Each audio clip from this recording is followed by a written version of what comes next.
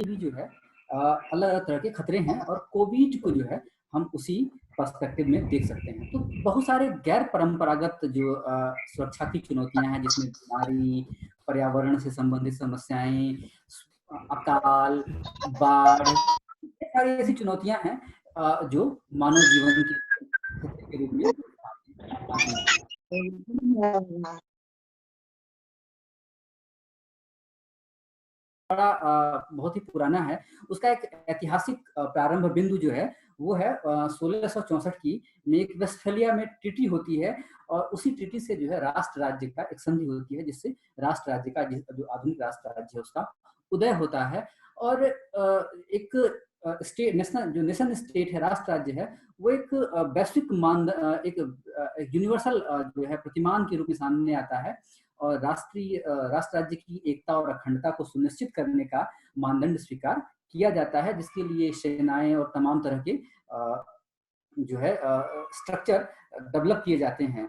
यह जो है कुल मिलाकर के एक राज्य केंद्रित सुरक्षा का दृष्टिकोण हो जाता है और द्वितीय विश्व युद्ध तक द्वितीय विश्व युद्ध के बाद और शीत युद्ध तक आते-आते यह जो दृष्टिकोण है राज्य सुरक्षा का, ये बहुत ही महत्वपूर्ण बना रहता है। लेकिन शीत युद्ध के बाद और तमाम तरह के शीत युद्ध के बाद जब अलग-अलग शीत युद्ध के साथ ही बल्कि कहें कि अलग-अलग तरह के जब पर्यावरणीय खतरे खास करके अकाल, भूखमरी और तमाम तरह की ऐसी बीमारियां जो ग्लोबलाइजेशन की वजह से एक नेशन स्टेट से दूसरे नेशन स्टेट तक भी पहुंचने लगी। तो जो नेशनल सिक्योरिटी का पूरा डिबेट था, राष्ट्रीय सुरक्षा का जो पूरा विमर्श था, वो आलोचना के केंद्र में आ गया और जो है विद्वानों ने राज्य की सुरक्षा के नाम पर तैयार किए गए इस दृष्टिकोण के को संकीर्ण दृष्टिकोण माना, सुरक्षा का संकीर्ण दृष्टिकोण माना और मानव सुरक्षा का विचार जो है यहीं से जन्म लेता है। मानव सुरक्षा का जो विचार है उसका जो मूल तर्क है वो है कि नागरिकता, स्थान या पहचान इत्यादि की बाधाओं के बिना ही व्यक्ति को विभिन्न प्रकार के खतरों से सुरक्षा मिलनी चाहिए। अतः जो है मानव सुरक्षा वैश्विक असुरक्षाओं को समझने और उनका विश्लेषण करने का एक प्रतिमान के रूप में विकसित हुआ, जो 1994 के यूएनडीपी का एक रिपोर्ट, यूएनडीपी हर साल एक रिपोर्ट निकालती है जिसमें वो पूरे दुनिया के वो एक जो है रैंकिंग के आधार पर बांटती है कि उनके यहाँ जो है मानव विकास का स्तर क्या है। तो 1994 में जो उन्होंने रिपोर्ट निकाली थी अपनी मानव सुरक्षा, उसमें जो है मानव सुरक्षा के प्रतिमान को जो है परिभाषित करने का प्रयास किया गया और बताया गया कि मानव सुरक्षा का संबंध जो है लोगों को विभिन्न खतरों और असुरक्षात्मक स्थितियों से बचाने के साथ साथ उनके स्वातंत्र को भी जो है सुरक्षित करने का प्रयास है। और इसी रिपोर्ट में जो है मानव सुरक्षा के लिए दो वाक्यों का प्रयोग किया गया। एक फ्रीडम फ्रॉम फियर, जिसको हिंदी में कहेंगे भय से स्वतंत्रता। दूसरा कहा गया फ्रीडम फ्रॉम वांट, जिसको हिंदी में कहेंगे भूख से स्वतंत्रता। यानी जो ह्यूमन सिक्योरिटी है वो इसका जो दो लार्जर पैराडाइम है वो एक है कि भय से स्वतंत्रता, यानी कि किसी भी तरीके का जो मानवीय जीवन में भय है, चाहे वो सीधी हिंसा का भय हो या चाहे वो संरचनात्मक हिंसा का भय हो, उससे जो है उसको मुक्ति मिलनी चाहिए। और दूसरा जो है भूख से स्वतंत्रता। फ्रीडम फ्रॉम वांट को आप कई तरीके से डिफाइन कर सकते हैं। वांट जैसे हम कहते हैं ना कि आई वांट दिस थिंग, यानी हमारी ये चाह है, हम ये पाना चाहते हैं। तो जो कुछ भी आप पाना चाहते हैं स्वतंत्र रूप से उसे आप पा सकें। इसको सीमित रूप में जो है भूख से भी स्वतंत्रता के रूप में परिभाषित किया जाता है, व्याख्यायित किया जाता है। जी जी जी, आपने अभी हिंसा को सर मैं आगे चल करके आपने अभी संरचना जी बताएं। आपने अभी हिंसा का जिक्र किया और साथ में संरचनात्मक हिंसा का जिक्र किया कि किसी भी तरीके की संरचनात्मक हिंसा ना हो जिससे हम मानव सुरक्षा को ज्यादा बेहतर तरीके से पा सकते हैं या समझ सकते हैं। तो हम आपसे समझना चाहेंगे कि हिंसा क्या है, मूल रूप में हिंसा मतलब सामान्य तरीके से हम हिंसा को कैसे समझ सकते हैं, और जो आपने विशेष शब्द दिया संरचनात्मक हिंसा, इसकी अवधारणा क्या है, हम संरचनात्मक हिंसा को कैसे समझ सकते हैं? हाँ, मैं इसी बात पे आ रहा था। तो मैं थोड़ा सा ह्यूमन सिक्योरिटी वाले ही पार्ट में इनकॉर्पोरेट करूंगा, थोड़ा समझना आसान होगा कि जब ह्यूमन सिक्योरिटी के दो पैराडाइम की बात की गई, फ्रीडम फ्रॉम वांट और फ्रीडम फ्रॉम फियर, तो आगे चल करके कोफी अन्नान साहब ने एक लाइन और जोड़ा इसमें, लिव विद डिग्निटी। उन्होंने लिव विद डिग्निटी टर्म जोड़ा इसमें और ह्यूमन सिक्योरिटी की जो रिपोर्ट थी उसने जो है मानव सुरक्षा के 7 आयाम चिन्हित किए, जिसमें से व्यक्तिगत सुरक्षा, पर्यावरणीय सुरक्षा, आर्थिक सुरक्षा, राजनीतिक सुरक्षा, सामुदायिक सुरक्षा, स्वास्थ्य संबंधी सुरक्षा और भोजन की सुरक्षा। ये ढेर सारे ये 7 जो आयाम हैं ह्यूमन सिक्योरिटी के, जिनके आधार पर जो है ह्यूमन सिक्योरिटी को डिफाइन किया गया और यहीं से जो है वायलेंस को भी रीडिफाइन करने का प्रयास किया गया। तो हिंसा की जो अवधारणा है वो हिंसा को मूल रूप से हम 2 तरीके से देख सकते हैं।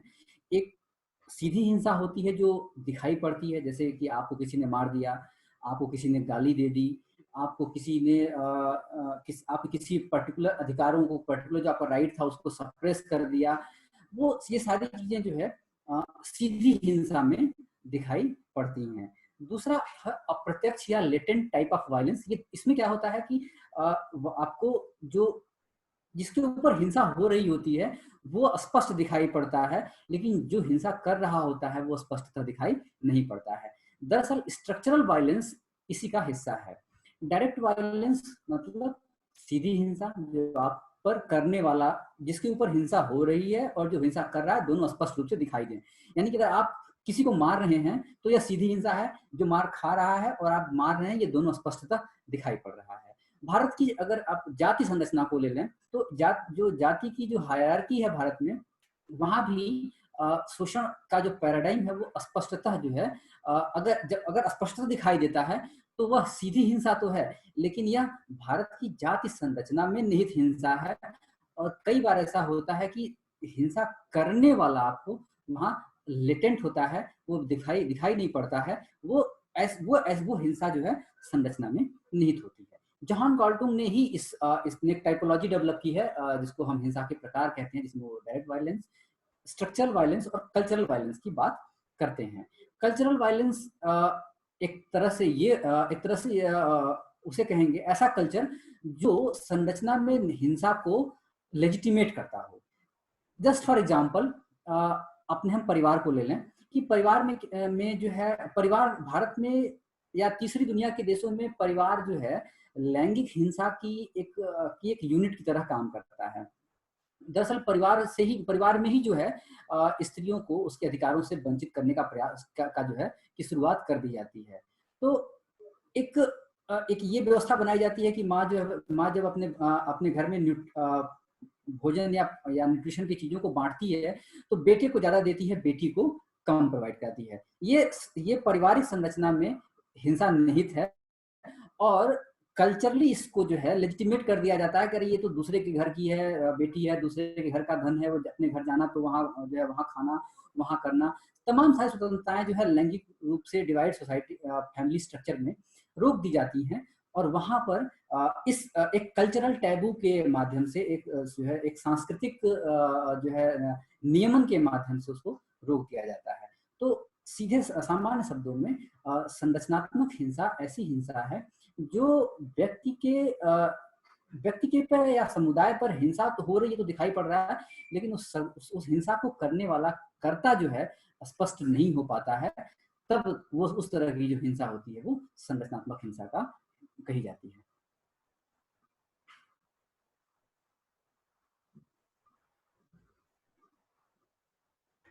जब हम आमतौर पर अध्ययन की बातें करते हैं तो कुछ 3-4 शब्द हम सुनते हैं। पीस कीपिंग है, जैसे इंडियन पीस कीपिंग फोर्सेज हैं, पीस बिल्डिंग है, पीस मेकिंग है। तो हम आपसे ये जानना चाहते हैं, तीनों शब्द एक ही हैं या इन तीनों शब्दों के अलग अलग अर्थ हैं या इनके उद्देश्य क्या हैं? तो आप सर शांति अध्येता की तरफ से या शांति अध्येता की एक्सपर्ट के रूप में आपने समझाएं। जी ये बड़ा इंटरेस्टिंग, तीनों शब्द बड़े इंटरेस्टिंग है। कई बार जो है अच्छे स्टूडेंट्स के द्वारा भी जो है बड़ा इंटरचेंजेबली इसका यूज कर लिया जाता है, पर ये तीनों शब्द जो है अपने अलग अलग मायने रखते हैं। द्वितीय विश्व युद्ध के बाद हम देखते हैं कि पूरी दुनिया में कोई बड़ा युद्ध नहीं हुआ, लेकिन इसके पीछे यूएन की जो एग्जिस्टेंस है वो एक बड़ा कारण तो है ही है, लेकिन जो है atomic bomb, weapons of mass destruction, यानी कि एक साथ दुनिया को कई बार तबाह कर देने वाले बमों की उपस्थिति भी एक बड़ा कारण है। लेकिन छोटे छोटे स्तर पे युद्ध, गृह युद्ध, आंतरिक संघर्ष ये बड़े पैमाने पर हो रहे हैं और होते रहे हैं। इनसे जो है तमाम तरह के आर्थिक अवसर समाप्त हुए, बहुत बड़े पैमाने पर प्राकृतिक और आर्थिक संसाधनों का नुकसान भी हुआ। इन स्थितियों से लड़ने के लिए शांति निर्वहन, शांति संरचना और शांति निर्माण की कार्रवाइयाँ जो है यूएन सिक्योरिटी काउंसिल के देख-रेख में होती रही हैं। तो तीनों शब्दों को पीस कीपिंग, इसको हम हिंदी में शांति निर्वहन कहते हैं, पीस मेकिंग इसको हम हिंदी में शांति रचना कहते हैं, और पीस बिल्डिंग इसको हम हिंदी में शांति निर्माण कहते हैं। तो इन तीनों शब्दों को हम एक-एक करके लेंगे। पीस कीपिंग यानी कि शांति निर्वहन, ये पहला शब्द आपके सवाल में आया था। यूएन चार्टर में औपचारिक रूप से इस शब्द का उपयोग नहीं किया गया है, लेकिन चूंकि हम सब जानते हैं कि जो भी संघर्ष के क्षेत्र हैं, जो भी विवादास्पद क्षेत्र हैं, यूएन वहां कार्य करता है, शांति स्थापित करने का काम करता है। तो आप देखे होंगे जब हम यूएन पीस कीपिंग की जो फोर्सेस होती हैं, उनके उनके सर पे एक टोपी लगी होती है जो नीले रंग की होती है और उस पर जो है यूएन लिखा होता है। तो उस पीस कीपिंग के जब जहाँ ऐसे संघर्षित क्षेत्रों में जहाँ पर यूनाइटेड नेशन काम करता है शांति के लिए, उस काम करने की प्रक्रिया में यूएन पीस कीपिंग शब्द जो है जन्म लिया, और कई बार हम इसको यूएन पीस कीपिंग मिशन के रूप में भी सुनते हैं। Blue helmets review of United Nations peace keeping एक रिपोर्ट, एक किताब है जिसमें जो है इस शब्द की स्पष्ट व्याख्या मिलती है, जिसमें कहा गया कि पीस कीपिंग यानी शांति निर्वहन विवादास्पद क्षेत्रों में अंतर्राष्ट्रीय स्तर पर शांति और सुरक्षा बनाए रखने के लिए दबाव और शक्ति के प्रयोग के बिना, ध्यान रखिएगा, दबाव और शक्ति के प्रयोग किए बिना सहयोग और सहमति के आधार पर संगठनात्मक कार्यवाही है। संगठनात्मक कार्यवाही यानी कि यूएन एक संगठन के रूप में कार्यवाही करता है, लेकिन वो किसी तरह के जो है दबाव और किसी तरह का जो है शक्ति का प्रयोग नहीं करता है। सहयोग और सहमति यानी कि उस विवादास्पद क्षेत्र में वह विवादास्पद क्षेत्र जिस भी किसी संप्रभु राष्ट्र राज्य के सीमा में के अंतर्गत आता है, उसकी सहमति जरूरी है यूएन पीस कीपिंग के लिए। ये यूनाइटेड नेशन का एक जो है पर्यवेक्षीय प्रकार का कार्य है, जहां पर यूनाइटेड नेशन जो है पर्यवेक्षण करता है और शांति की स्थितियों का वो जायजा लेता है। और इसमें एक पर्यवेक्षण की जो सदस्य समूह होता है, उसमें ज्यादा से ज्यादा 100 मेंबर हो सकते हैं। पीस निर्वहन का जो संचालन है वो कई सिद्धांतों पर होता है। सबसे पहले कि संघर्षक पक्षों को युद्ध विराम तथा सहमत क्षेत्रों से सैनिक को वापस बुलाने के लिए तैयार होना होगा। यानी कि जब हम पीस कीपिंग की बात करते हैं, शांति निर्वहन की बात करते हैं, तो दो राष्ट्रों के बीच अगर संघर्ष है तो दोनों को जो है पीस कीपिंग के लिए तैयार होना पड़ेगा, शांति निर्वहन के लिए तैयार होना होगा, और एक सहमत बिंदु तक अपने सेनाओं को वापस लाना होगा। और उस भूमि में जो है, जो जिस भूमि तक वापस लाते हैं, उस बची हुई भूमि में जो है यूएन पीस कीपिंग के सदस्य जो है सहमति से कार्य करते हैं।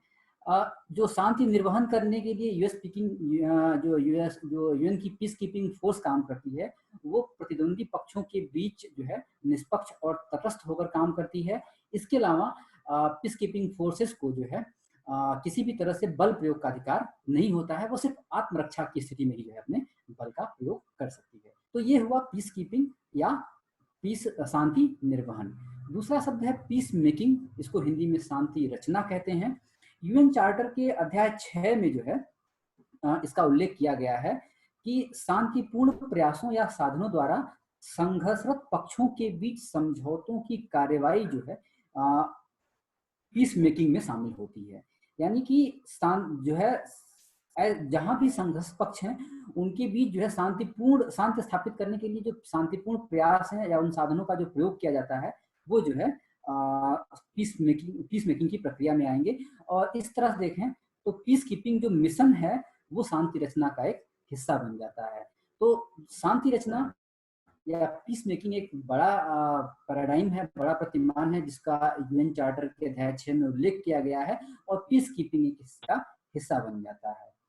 इसी तरह से तीसरा शब्द जो पीस बिल्डिंग है, इसको हम शांति निर्माण कहते हैं हिंदी में।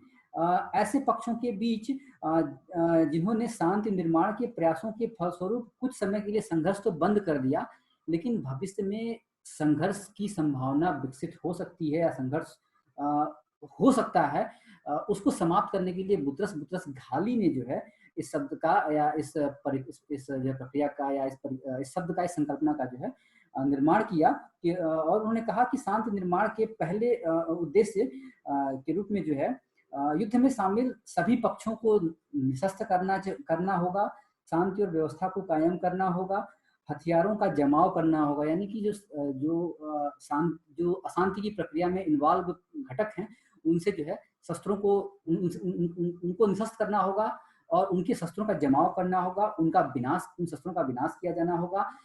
खास ऐसी स्थिति में शरणार्थी की समस्या बड़ी समस्या के रूप में सामने आती है, तो शरणार्थियों को उनके देश वापस भेजने का प्रयास किया जाए। सुरक्षा बलों के लिए जो वहाँ लगे हुए हैं उनको बाकायदा जो है ट्रेनिंग दी जाए, उनको प्रशिक्षण प्रदान किया जाए। लोकतांत्रिक प्रक्रिया को रिस्टोर करने के लिए यूएन की देखरेख में चुनाव करवाए जाएं, मानवाधिकारों को सुरक्षित किया जाए, सरकारी संस्थानों को सुधार किया जाए और उनको सुदृढ़ किया जाए। विकेंद्रीकृत और औपचारिक रूप से औपचारिक और अनौपचारिक स्तर पर राजनीतिक जो संस्थाएं हैं उनमें भागीदारी को बढ़ाया जाए। तो इस प्रकार शांति निर्माण की जो प्रक्रिया है एक बहुत ही बृहद प्रक्रिया है। इसको आप बस इसको इस तरह सामान्य शब्दों में या कम शब्दों में कहें तो ऐसे समझ सकते हैं कि संघर्षरत वर्गों के बीच अगर किसी भी प्रकार से शांति की सहमति हो गई है, लेकिन भविष्य में अशांति की स्थितियां न पनपने पाए, इसके लिए और लोकतंत्र को फिर से स्थापित किया जा सके, इसके लिए बड़े पैमाने पर जो कुछ भी शांति की रचना के लिए किया जा सकता है वो सब कुछ शांति निर्माण की प्रक्रिया का हिस्सा होता है। धन्यवाद सर, आपने बहुत अच्छे और सरल शब्दों में ये 3 अलग अलग कॉन्सेप्ट जिन्हें आमतौर पर मिला दिया जाता है, पीस कीपिंग, पीस बिल्डिंग और पीस मेकिंग, इन शब्दों के बारे में बहुत स्पष्टता से निर्छीर विवेक जिसे कहते हैं उसके माध्यम से और उस तरीके से आपने बताया। हम आपसे और भी समझना चाहेंगे कि ह्यूमैनिटेरियन इंटरवेंशन जिससे बात की जाती है कि अगर कहीं पर मानवाधिकारों को उल्लंघन हो रहा है तो संयुक्त राष्ट्र संघ के द्वारा क्या वहाँ पर उसकी राष्ट्र राज्य की सीमाओं की, उसकी संप्रभुता की चिंता किए बिना वहाँ पर प्रभावित पक्षों को मदद दिलाने के लिए जो संभावित पक्ष हैं या जो यूएन पीस कीपिंग फोर्सेज हैं, क्या वहाँ पर हस्तक्षेप कर सकती हैं? तो ये ह्यूमैनिटेरियन इंटरवेंशन की अवधारणा क्या है? और इसके साथ ही एक मिलती जुलती अवधारणा है रेस्पॉन्सिबिलिटी टू प्रोटेक्ट यानी R2P, इसकी अवधारणा क्या है? इसके बारे में हम आपसे समझना चाहेंगे।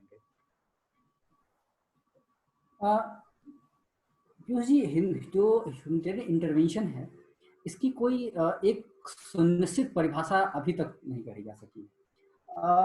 मोटे तौर पर हम ये कह लें कि किसी एक संप्रभु राष्ट्र राज्य में, ध्यान रखिएगा संप्रभु राष्ट्र राज्य यानी कि एक कोई भी ऐसा राष्ट्र राज्य, कोई भी ऐसा देश जो अपने आंतरिक और बाह्य सीमाओं में अपनी संप्रभुता को उपयोग करता है। संप्रभुता की वो परिभाषा जो हम राजनीति विज्ञान में पढ़ते हैं, उसी संदर्भ में एक संप्रभु राष्ट्र राज्य में जब मानवाधिकारों का हनन हो तो उसके खिलाफ यानी सिर्फ मानवाधिकार पर्टिकुलर उसी स्थिति पर फोकस करते हुए, यानी कि जहां मानवाधिकार का हनन हो रहा है वहां पे दूसरे राष्ट्र राज्य या राष्ट्र राज्यों का एक समूह जो है वो सैन्य हस्तक्षेप कर सकता है।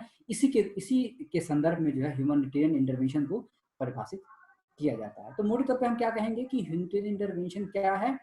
ह्यूमैनिटेरियन इंटरवेंशन जो है एक किसी भी राज्य में जहां पर मानवाधिकार का हनन हो रहा है वहां पर एक राज्य दूसरे राज्य या दूसरे राज्यों के समूहों के द्वारा सैन्य हस्तक्षेप को किया जाना ह्यूमैनिटेरियन इंटरवेंशन होता है। इसकी जो संकुचित ये सैन्य हस्तक्षेप इसकी तक जाना इसकी एक संकुचित परिभाषा है। इसकी एक दूसरा आयाम भी है इसका, वो भी इसकी संकुचित परिभाषा तक ही इसको सीमित करता है।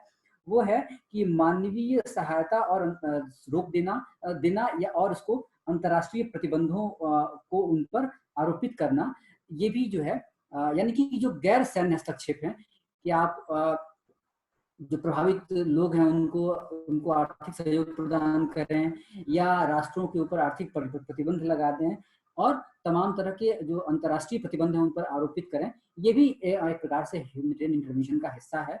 तो ये दोनों ही अलग अलग डायमेंशन में, चाहे वो सैन्य हस्तक्षेप हो चाहे वो गैर सैन्य हस्तक्षेप हो, ये ह्यूमैनिटेरियन इंटरवेंशन को का एक नैरो डिफिनेशन है।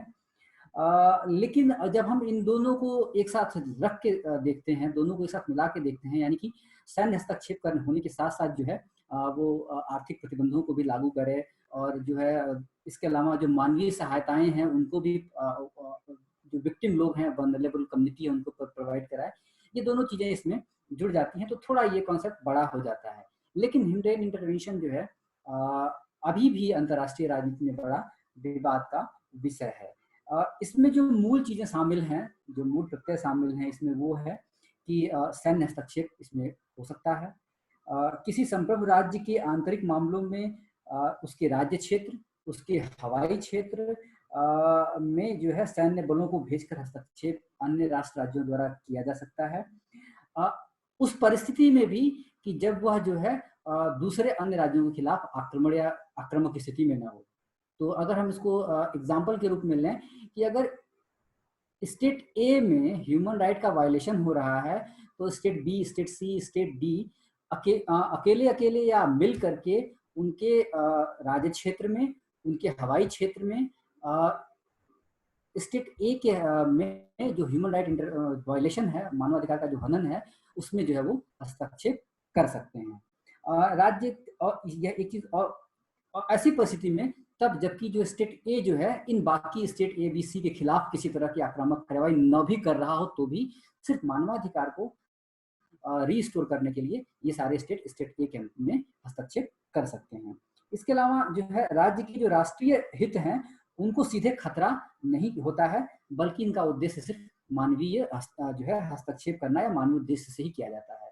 तो एक चीज और ध्यान दें कि state A B C, state A के अंदर स्टेट बी सी डी जो भी प्रकार का हस्तक्षेप कर रहे हैं, वो किसी भी तरह से स्टेट ए का जो नेशनल इंटरेस्ट है उसको वो कभी जो है कर्टेल नहीं करते हैं, उनको समाप्त नहीं करते हैं।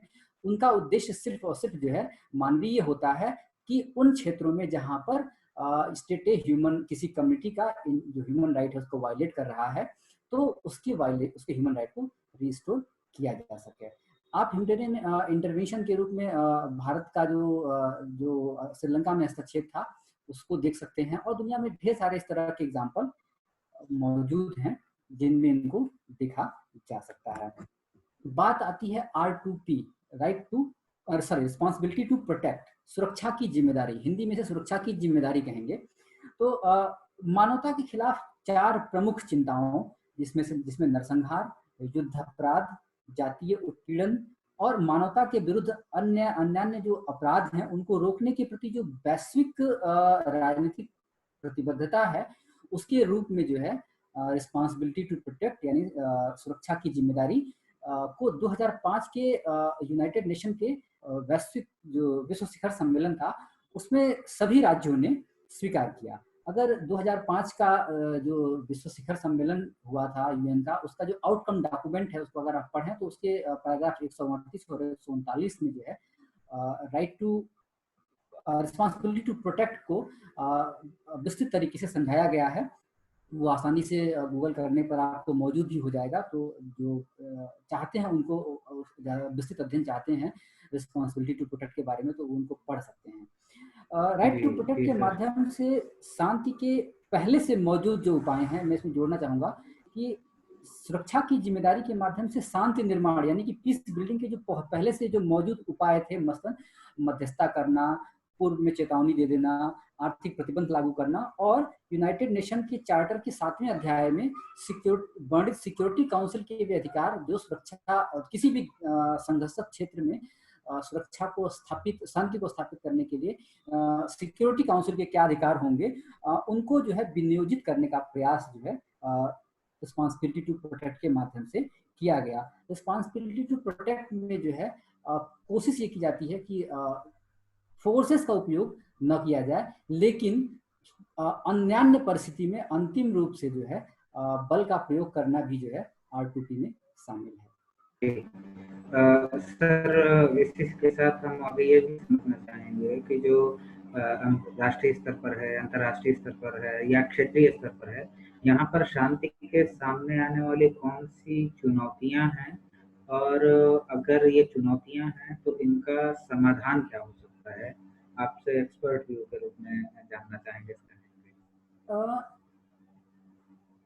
क्षेत्रीय स्तर पे, राष्ट्रीय स्तर पे और अंतर्राष्ट्रीय स्तर पे तो जी शांति की लिए जो शांति की का जो पूरा का जो प्रोस्पेक्ट है, शांति की जो संभावनाएं हैं, उनको उनको लेकर चुनौतियां बहुत सारी खड़ी हैं। एक दो चुनौतियां नहीं हैं, ढेर सारी चुनौतियां हैं, लेकिन हम बेसिक मूल रूप से पांच जो है सैद्धांतिक रूप से या पांच ऐसे बिंदुओं पर ध्यान आकर्षित करूंगा जिनके माध्यम से हम देख सकते हैं कि किस तरह की चुनौतियां जो है क्षेत्रीय स्तर पर, राष्ट्रीय स्तर पर और अंतर्राष्ट्रीय स्तर पर मौजूद हैं। तो सबसे पहले मैं कहूंगा कि भू राजनीतिक आक्रामकता और वैश्विक असहिष्णुता। हम देख रहे हैं कि जो जो जियो स्ट्रेटेजिक राइवलरी है वो जो है क्षेत्रीय स्तर पर भी और अंतर्राष्ट्रीय स्तर पर भी बहुत बड़े पैमाने पर बढ़ती जा रही है। राइज ऑफ चाइना जो है, चाइना का जो उदय हो रहा है साउथ चाइना सी में, आप देख रहे हैं इंडिया के साथ बॉर्डर पर उनके साथ जो प्रॉब्लम्स हैं। इसके अलावा जो जो ग्लोबल जो चैलेंजेस हैं और जो इनटॉलरेंस डेवलप हो रहा है, वो पीस प्रोस्पेक्ट के लिए, पीस के पूरे का जो प्रोसेस है उसके सामने जो है रीजनल लेवल पर भी और ग्लोबल लेवल पर भी जो है एक बड़ी चुनौती प्रस्तुत कर रहा है। चाहे आप एशिया में देख लें, आप जो है जो अमेरिकन जो कॉन्टिनेंट है उसमें देख सकते हैं। यूरोपियन यूनियन से जो है ब्रेजिट का जो कॉन्सेप्ट है, जो ब्रेजिट की जो पूरी परिघटना है, वो भी जो है यूरोपियन कॉन्टेंट का ये जो क्षेत्रीय जो स्थिति है, यहाँ पर जो शांति का जो प्रोस्पेक्ट है वो अंडर थ्रेट है। और इन्हीं सभी पर्सपेक्टिव में अगर हम जो इंटरनेशनल सिनारियो में भी देखें तो जो है ये भू राजनीतिक जो जो आक्रामकता है, जो पॉलिटिकल राइवलरी है, जो स्ट्रेटेजिकल राइवलरी है, वो चुनौती दे रहा है। दूसरा जो है आतंकरोधी संघर्षों के रूप में संघर्ष को पुनः जन्म देने की प्रवृत्ति जो है, ये भी राष्ट्रीय, क्षेत्रीय और अंतर्राष्ट्रीय स्तर पर शांति की एक बहुत बड़ी चुनौती है। आतंकरोधी संघर्ष के रूप में संघर्ष को पुनः चुनौती देना, ध्यान रखेंगे आप कि जहां कहीं भी आतंक को समाप्त करने का प्रयास किया जा रहा है, चाहे वो राष्ट्रीय स्तर पर हो, चाहे वो क्षेत्रीय स्तर पर हो, चाहे अंतर्राष्ट्रीय स्तर पर हो, सारे प्रयास जो है आतंक को आतंक की ही भाषा में जवाब देकर के समाप्त करने का प्रयास किया जा रहा है। और इसका परिणाम क्या हो रहा है कि एक साइकिल ऑफ वायलेंस, हिंसा का एक जो है चक्र विकसित हो जा रहा है। ये भी जो है शांति के प्रोस्पेक्ट के लिए बहुत बड़ी चुनौती है, शांति की संभावना के लिए बहुत बड़ी चुनौती है। हमें किसी भी तरह के आतंकरोधी संघर्षों से लड़ने के लिए जो है अहिंसा का रास्ता अपनाने का प्रयास किया जाना होगा। इसके अलावा तीसरा जो है वो है सैन्य हस्तक्षेप और रिजिम चेंज की असफलता, यानी शासन के परिवर्तन में जो असफलताएं हैं। सैन्य, हम जानते हैं, हमने अफगानिस्तान में देखा, दुनिया के और तमाम देशों में देखा हमने, जहां पर शांति को स्थापित करने के लिए जो है सैन्य हस्तक्षेप अमेरिका और नाटो फौजों के द्वारा किया गया, यूएन के द्वारा किया गया, और वहां पर रिजीम चेंज कर दिया गया, सरकारें बदल दी गई और अपने पसंद की सरकारों को वहां पर एस्टेब्लिश किया गया। लेकिन जो सरकारें अपनी पसंद की लाई गई वो भी जो है शांति को स्थापित करने में सफल नहीं हो पाई, और जो इंसर्जेंट ग्रुप थे या दूसरे अन्य ग्रुप जो वायलेंट फिनोमिनन में, वायलेंस की घटना में, हिंसा की घटना में इन्वॉल्व थे, वो जैसे ही नाटो फौजें या यूएन की फौजें वापस नहीं, तो वो धीरे धीरे पुनः उठने लगे। तो जो रिजीम चेंज का प्रोसेस है, कई बार वहां की जनता की पसंद के बिना भी रिजीम चेंज किए गए हैं। तो ये भी जो है रीजनल लेवल पर और ग्लोबल लेवल पर जो है पीस के प्रोस्पेक्ट को, पीस के संभावना को, शांति की संभावना को चुनौती देता है। चौथा जो चुनौती मैंने जो समझी वो है कि संघर्ष की स्थिति में पलायन और शरणार्थी की समस्या। हम सभी जानते हैं कि जब कभी संघर्ष होता है तो किसी भी तरह का संघर्ष हो, वो जो है, चाहे वो गैर परंपरागत जो सुरक्षा की चुनौतियां हैं या परंपरागत सुरक्षा की चुनौतियां हैं, उन दोनों में से किसी भी तरह की जो चुनौतियां खड़ी होती हैं, उनसे जो है शरणार्थी की समस्या, पलायन की समस्या सबसे बड़े पैमाने पर खड़ी होती है। भारत रोहिंग्या जैसी समस्या से, रोहिंग्या के जो शरणार्थी हैं उनसे परेशान है। पूरी दुनिया जो है में बहुत बड़े संख्या में शरणार्थी जो है मौजूद हैं। मुझे भी याद नहीं आ रहा है ठीक से कि पिछले दिनों मैंने एक बीबीसी की रिपोर्ट पढ़ी थी। अफ्रीका के किसी देश में, शायद सोमालिया में शरणार्थियों और दूसरे शरणार्थियों की स्थिति ऐसी हो गई थी कि उनको भोजन दे पाने के लिए यूएन का जो स्टॉक था वो भी खत्म होने की स्थिति में आ गया था। उन्होंने दुनिया के देशों से जो है आग्रह किया था कि वो बड़े पैमाने पर इस जो है संभावित भुखमरी की समस्या से लड़ने के लिए सहयोग करें। तो जो है ये एक शांति को, क्योंकि वो शरणार्थी हैं, उन देशों में उनकी जो है सेफ्टी सिक्योरिटी सुनिश्चित नहीं होती है। कई बार शरणार्थी अपनी आवश्यकताओं की जरूरतों को पूरा करने के लिए तमाम तरह की जो है अनफेयर मीन्स वाली एक्टिविटीज में भी इन्वॉल्व हो जाते हैं। तो ये भी एक शांति को स्टैब्लिश कर पाने के लिए नेशनल, रीजनल और इंटरनेशनल लेवल पर एक चैलेंज है। पांचवी जो चुनौती मैं देखता हूँ वो है मानवीय मूल्यों की रक्षा का संकट है। देखिए, जब कभी कहीं भी संघर्ष होता है तो संघर्ष में कम से कम 2 प्रत्यय तो इन्वॉल्व होते ही हैं, 2 लोग इन्वॉल्व होते हैं। तो इस दोनों जब हम मानवीय पहलू की बात करते हैं, मानवीय मूल्यों की बात करते हैं, तो जहाँ तक राज्य की बात है, अगर एक इंसर्जेंट ग्रुप है, एक तरफ स्टेट है, तो स्टेट के ऊपर जिनेवा कन्वेंशन है। आप स्टूडेंट चाहें तो गूगल करके पढ़ सकते हैं। जिनेवा कन्वेंशन उन पर लागू कर दिया जाता है और ऐसी स्थिति में, संघर्ष की स्थिति में जो है राज्य संघर्ष से कैसे निपटेगा, उससे उसकी सीमाएं क्या होंगी, ये जिनेवा कन्वेंशन तय कर दिया गया है। लेकिन ये जिनेवा कन्वेंशन जो है इंसर्जेंट ग्रुप पर लागू नहीं होता है। अभी हमने थोड़े दिन पहले देखा था कि मध्य भारत के नक्सली क्षेत्रों में एक जो है एक काउंटर अटैक होता है दोनों के बीच में, और कुछ पुलिस के जवान जो है इसमें शहीद हो जाते हैं। उनकी बॉडी नक्सलाइट्स उठा ले जाते हैं और बाद में उनके शरीर में ही बम प्लॉट करके उस शरीर को उनकी डेड बॉडी को भेज देते हैं। तो ये जो मानवीय मूल्य हैं उनका जो है, उनका बहुत बड़े पैमाने पर ह्रास जो है हो रहा है। इसको भी जो है देखने की जरूरत है। तो जब तक इन सभी चीजों को यूएन और विश्व समुदाय अपने गंभीर सरोकार के रूप में नहीं लेगा, इसकी जो चुनौतियां बनी रहेंगी।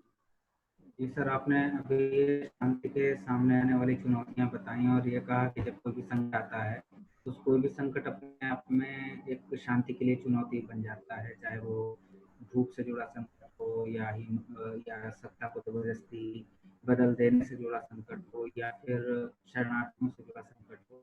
आज पूरी दुनिया फिर से एक नए संकट का सामना कर रही है और जिसने पूरी दुनिया को और हम लोग की इवन टीचिंग लर्निंग प्रोसेस को बदल दिया है।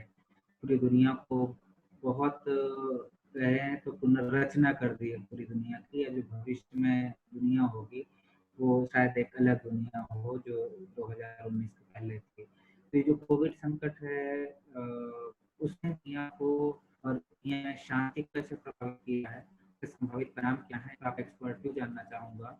और इसके पहले मैं प्रतिभागियों से या हमें सुन रहे हैं, श्रोता हैं, दर्शक हैं, उनसे अपील करना चाहूँगा कि एक बार जैसे आप पुनः 11:40 के आसपास आए थे, तो ये 6 मिनट के बाद शायद हमारा संपर्क टूट जाएगा। फिर उसके बाद आप उसी लिंक पर क्लिक कर लेंगे तो आप पुनः उस मीटिंग को ज्वाइन कर लेंगे। तो ये मेरा आपसे अंतिम प्रश्न है और इसके बाद हम एक फॉर्मल डिस्कशन रखेंगे। जिसे भी सवाल पूछना है, जिसे भी कुछ इसमें जोड़ना है या फिर जिसे कुछ कॉम्प्लीमेंट करना है, वो चैट बॉक्स में अपने सवालों को लिख कर प्रेषित कर दें, हम उन्हें मौका देंगे। तो सर प्लीज आप इसको कंक्लूड करें। पीयूष जी, कोविड हम सभी जानते हैं कि एक वैश्विक महामारी है और दुनिया में महामारियों का इतिहास बड़ा लंबा है। बहुत सारी महामारियां आती रही हैं और ये न कोई पहली महामारी है और न ही अंतिम महामारी होने जा रही है। भविष्य में जो है अंतर्राष्ट्रीय जो समुदाय है वो इन तरह की जो है महामारियों से दो चार होता रहेगा। कोविड-19 ने जो है पीस के प्रोस्पेक्ट में, पीस के संदर्भ में बहुत तरह की चुनौतियां खड़ी की हैं। अभी तक हमारा जो सारा जो विमर्श था वो हिंसा, सुरक्षा, राष्ट्रीय सुरक्षा, मानव सुरक्षा, इन्हीं सभी आयामों की तरफ में घूमता रहा। ह्यूमन इंटरवेंशन की बात भी कही गई, रिस्पॉन्सिबिलिटी टू प्रोटेक्ट की बात की गई। तो अगर हम इस पूरे ब्रॉडर कैनवास में कोविड को रख के देखें तो कोविड जो है राष्ट्रीय स्तर पर भी सुरक्षा की बड़ी सुरक्षा और शांति की चुनौती खड़ा कर रहा है, क्षेत्रीय स्तर पे भी कर रहा है और अंतर्राष्ट्रीय स्तर पे भी कर रहा है। ये कोविड जो है मानव सुरक्षा के का जो डिस्कोर्स है उसको भी चुनौती दे रहा है। उसको जो मानव सुरक्षा के प्रति जो सरकारें जो उनका जो दृष्टिकोण है वो बड़ा रिलक्टेंट रहा है। वो दिखा रहा है कि किस तरीके से अब ह्यूमन सिक्योरिटी का कॉन्सेप्ट ज़्यादा प्रोमिनेंट होकर सामने आया है।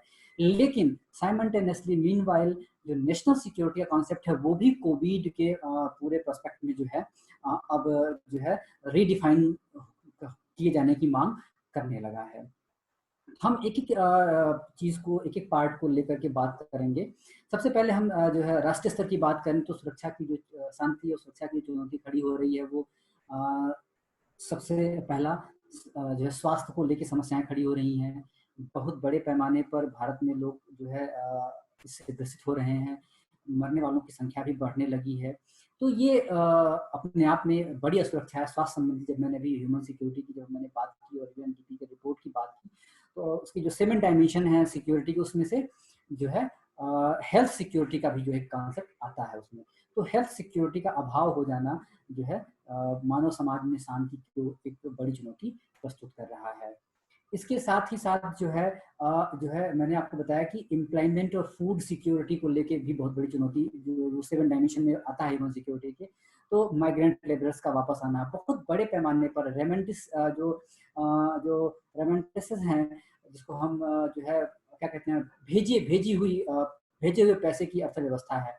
हमारे उत्तर प्रदेश, मध्य प्रदेश और बिहार के राज्यों में की जो अर्थव्यवस्था है वो बड़े पैमाने पर भेजे हुए पैसे पर निर्भर थी। दिल्ली, मुंबई, बेंगलोर जैसे जो बड़े जो इंडस्ट्रियल जो सिटीज हैं वहाँ पर इन प्रदेशों के लेबरर्स काम करते थे। वो वहाँ से वापस आने के लिए वो मजबूर हुए। बहुत बड़े पैमाने पर उनके सामने जो है इनसिक्योरिटी खड़ी होने जा रही है, एम्प्लॉयमेंट की सिक्योरिटी खड़ी होने जा रही है, इनसिक्योरिटी खड़ी होने जा रही है। कम्युनिटी सिक्योरिटी भी एक बहुत बड़ा हिस्सा है ह्यूमन सिक्योरिटी का। यूएनडीपी के उस मॉडल में कम्युनिटी सिक्योरिटी की बात की गई है। तो कम्युनिटी सिक्योरिटी को भी लेके बहुत बड़ी चुनौती खड़ी होने जा रही है। हमने खबरों में तमाम ऐसी खबरें पढ़ी है कि जब कि दिल्ली और मुंबई से परिवार वापस आए तो गांव भर वालों ने उनको स्वीकार नहीं किया, ससुराल वालों ने स्वीकार नहीं किया और अंततः जो है सुसाइड की भी घटना दिखाई पड़ी। तो कम्युनिटी सिक्योरिटी के भी चैलेंजेस जो है खड़े हो रहे हैं। तो राष्ट्रीय स्तर पर जो है चुनौती खड़ी हो रही है। क्षेत्रीय स्तर पे भी बहुत बड़ी चुनौती खड़ी हो रही है कि जो है कोविड के को लेकर के कि जैसे देखिए भारत एक एग्जांपल के तौर पर देखें तो भारत जो है 2015 ऑनवर्ड अपने आप को पोलियो से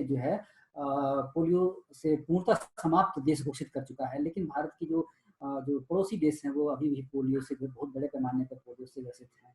तो ये क्षेत्रीय समस्या को भी शुरू करेगा कि अगर मान लीजिए कि किसी एक स्तर तक अगर वैक्सीन बन भी जाए तो निश्चित तौर पर ये वैक्सीन बहुत शुरुआती समय में महंगी होगी और क्षेत्रीय स्तर पर इतने बड़े पॉपुलेशन को बहुत जल्दी से इम्यूनाइज कर देना बहुत कठिन काम होगा। और जिस प्रक्रिया को जो है पोलियो उन्मूलन की प्रक्रिया को राजीव गांधी के समय में शुरू किया गया था और उसको शुरू करने में उसको समाप्त कर पाने में हमको लगभग 20 वर्ष लग गए। तो निश्चित तौर पर इस तरह की समस्याओं को भी जैसे समस्या से भी लड़ने में अगर वैक्सीन बन भी जाता है तो हमें इससे लड़ने में बहुत लंबा रास्ता तय करना होगा। तो क्षेत्रीय स्तर पर भी जो है ये चुनौतियां खड़ी होंगी कि अगर हम एक राष्ट्र के रूप में अपने यहाँ इस चुनौती को समाप्त कर भी लें तो जरूरी नहीं है कि हमारे क्षेत्रीय स्तर पर जो हमारे जो पड़ोसी देश हैं वो भी इतनी तत्परता से इसको समाप्त कर पाएं। तो इसका चूंकि man to man, human to human transition nature है इस वायरस का, तो ये जो है इस वायरस के बने रहने की चुनौती अभी भी बनी रहेगी। अंतर्राष्ट्रीय स्तर पर भी जो है कोविड जो है पूरे हम देख रहे हैं कि इंटरनेशनल वर्ल्ड ऑर्डर है, इंटरनेशनल इकोनॉमिक ऑर्डर है, उसको रीशेप कर रहा है। लगभग